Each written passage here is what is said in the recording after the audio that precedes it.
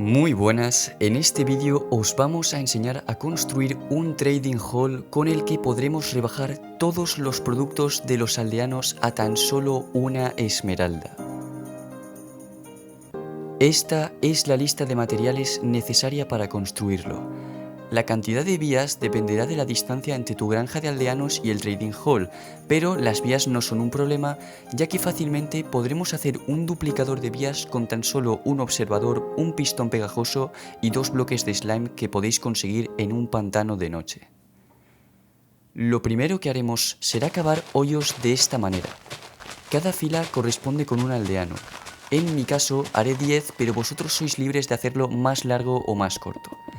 Luego ponemos pistones en los agujeros de 1 y redstone en los de 2. Lo siguiente es cubrirlo todo de bloques dejando libre el hueco de los pistones. Por último pondremos palancas aquí y las activaremos comprobando que funcionan los pistones. Ahora ponemos trampillas frente a los pistones y las abrimos. Ahora haremos el camino del zombie de esta manera y pondremos cristal en esta fila en caso de que queráis ver al zombie. Frente a los pistones pondremos bloques y donde no haya pondremos losas. Le ponemos el techo al zombie con bloques sólidos para que no se nos queme y pondremos 2 bloques de cristal en los huecos alternos al de los pistones. De nuevo, volveremos a poner trampillas agachándonos debajo de los cristales y de esta forma ningún mini zombie podrá colarse en los puestos de los aldeanos.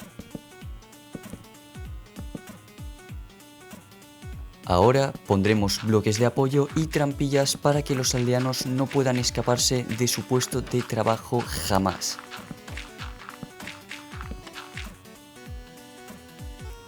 Seguidamente cubrimos el techo de los aldeanos de esta forma y añadiremos una capa más para que los golems no maten a nuestros aldeanos cuando los convirtamos en zombies.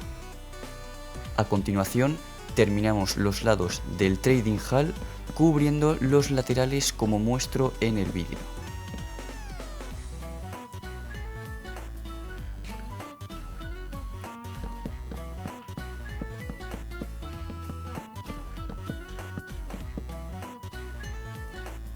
Para terminar la granja pondremos una fila de losas en la parte posterior para que los golems no puedan tocar a nuestro zombie. Una vez terminada nuestra estructura, buscaremos un zombie y lo atraparemos dentro poniéndole unos bloques en los laterales del camino.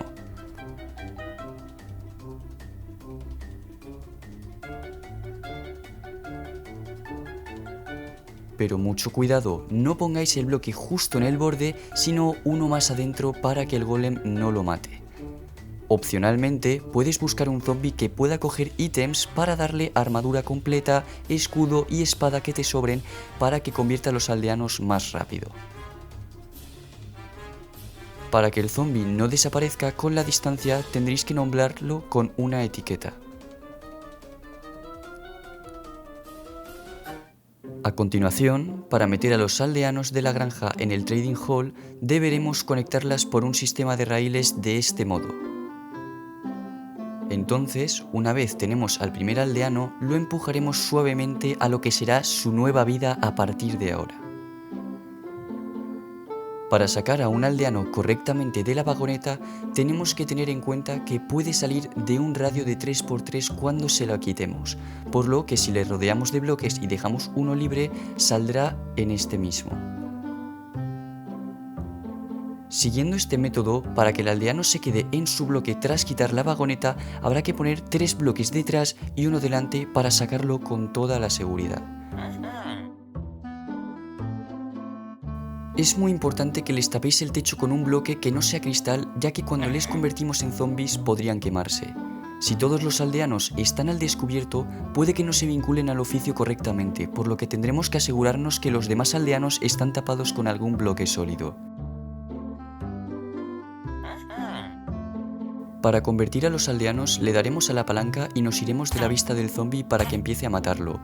Ojo, los aldeanos solo se transforman en zombies cuando les mata un zombie en el modo difícil, así que no juguéis en otra dificultad. Cuando se conviertan los levantaremos con la palanca y les curaremos con una poción de debilidad y una manzana dorada.